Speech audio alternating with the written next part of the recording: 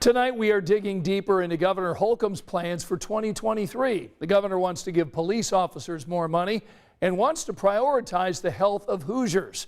But his main focus tonight is education. Our Rachel Krause talked with the head of the Indiana State Teachers Association, who's hopeful this will mean real change. But I believe that we have the means to do that. This afternoon, Governor Eric Holcomb laying out his plan for the state's next budget. That includes a $1.15 billion bump in funding to K-12 education across the Hoosier state.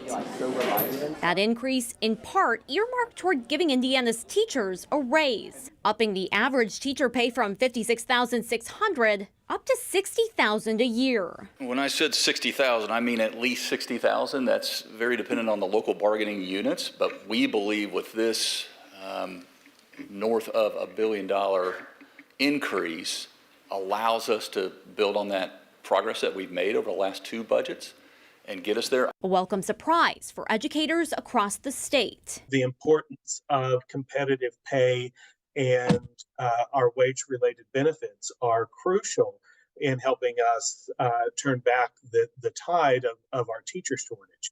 And to see that as part of his priorities is very encouraging. Keith Gamble, a longtime teacher and president of the Indiana State Teachers Association, says for years, the Hoosier state has been losing teachers to other states and other professions due to uncompetitive pay, a problem compounded by the pandemic as more teachers retired early or left the classroom entirely. This increase in teacher pay and K-12 funding can help to turn that tide, especially in rural settings, for future and current educators. This is going to be crucial for young folks who would like to go back to their hometown to recognize that they're going to be able to do that.